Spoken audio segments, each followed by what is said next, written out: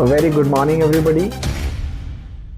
I hope you are enjoying your winter time, and it is the best one. We call it just after spring. Means spring is known as the first one, second one is winter. मुझे लगता है कि आप सभी जो परीक्षा नजदीक जैसे जैसे आ रहा है और आप तैयारी अच्छे से कर रहे होंगे, और ये निश्चित है कि आपको सफलता मिलेगी। आपका रिजल्ट भी अच्छा जाएगा। वो लोग जो किसी परीक्षा की तैयारी कर रहे हैं, उनके लिए भी अ, मेरी शुभकामनाएं हैं। एक मुद्दा है वो ये कि हम अपने किसी काम की, किसी लक्ष्य के प्रति तैयारी करें तो उसमें क्या सही रहेगा कि हम उसको स्मार्टली करें, सही होगा, या फिर हम हार्ड वर्क करें। देखिए, हार्ड वर्क का मतलब हुआ कि कठोर परिश्रम करना, मतलब 6 घंटा, 8 घंटा, 10 घंटा, एक किताबें, दो किताबें, 10 किताबें पढ़ जाना, एकदम पढ़ जाना। स्मार्ट वर्क ये है कि आप क्वेश्चन सीरीज ले लीजिए और थियरी थोड़ा तैयार करिए, क्वेश्चन सीरीज ज्यादा तैयार करिए, क्योंकि एग्जाम में आपको क्वेश्चन से फेस टू फेस करना होता है। आप समझ रहे होंगे, आप अगर क्वेश्चन सामने आता है, पहले क्वेश्चन पढ़ें और फिर उसके आंसर की तैयारी करें तो वो बेहतर होता है।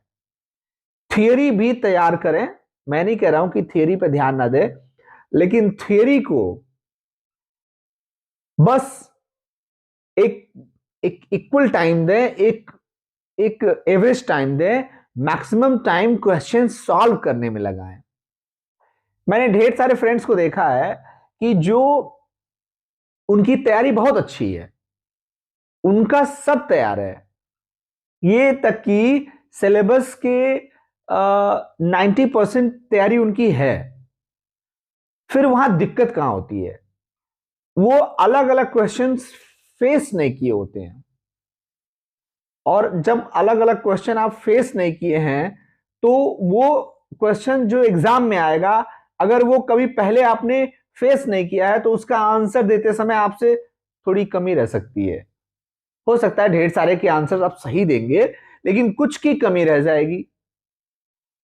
और मैं बता दूं कि एग्जाम का जब रिजल्ट निकलता है, मैं किसी जॉब की बात कर रहा हूं, तो जॉब के लिए जब एग्जाम का रिजल्ट निकलता है तो टॉप लोगों में 10 क्वेश्चन के डिफरेंस में ही सीटें भर जाती हैं।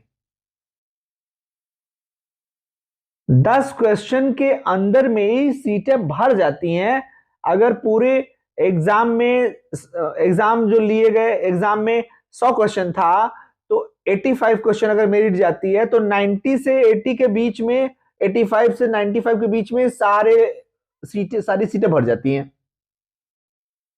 यानी हम कह सकते हैं कि अगर आप 75 क्वेश्चन सही करना जानते हैं तो वो जो 5 है जो इंपॉर्टेंट है, जिनके लिए आपको लड़ना है, 75 तो आपकी तैयारी है, बाकी 5 के लिए आपको लड़ाई करनी है।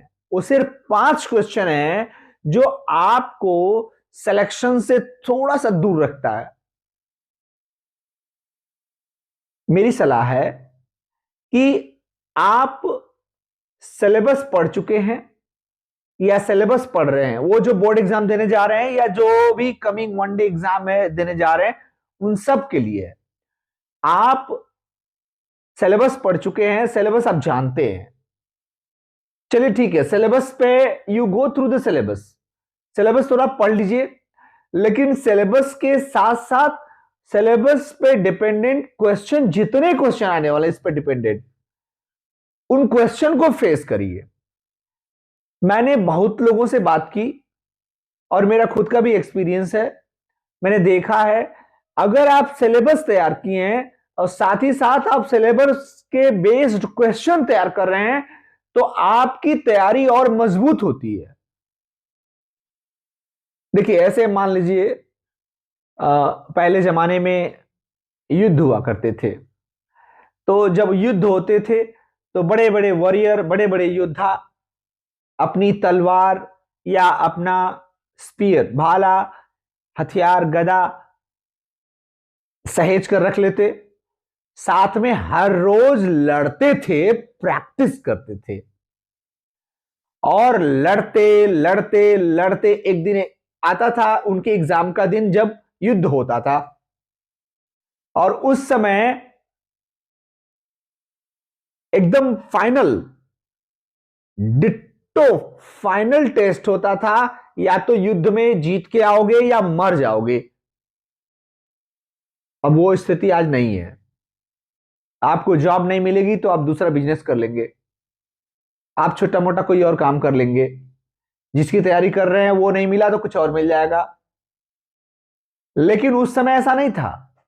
उस समय किसी ने अगर योद्धा या वॉरियर या नाइट बनने का डिसीजन लिया तो उसको लाइफ टाइम वॉरियर ही बने रहना है। उसकी उम्र 50 साल 60 साल जितनी हो जाए, वो कुछ और नहीं कर पाता था।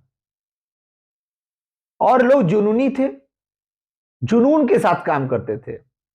हां, तो अब मुद्दे पे आ गए हम।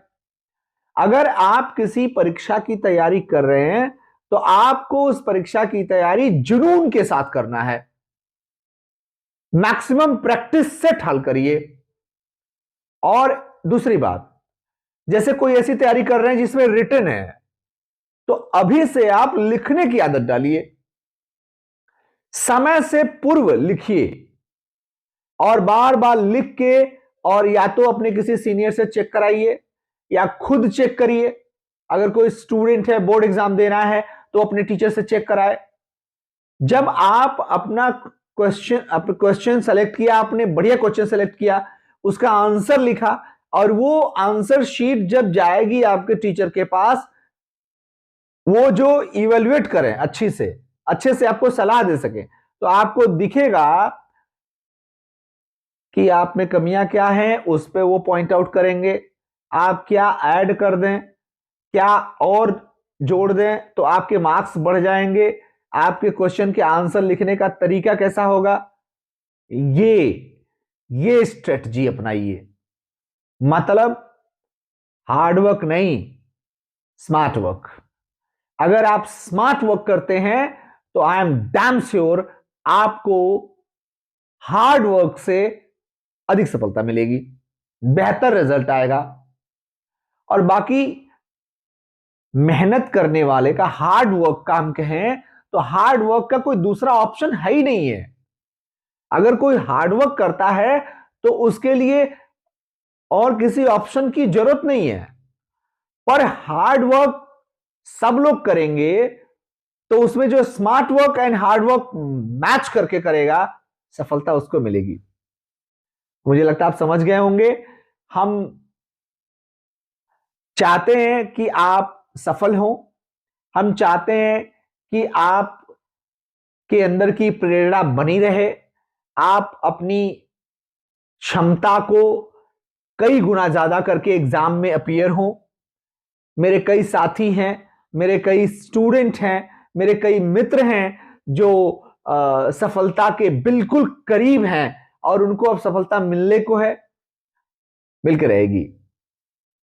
आप देख रहे थे आरजे एकेडमी और मैं दिनेश कुमार। नमस्कार।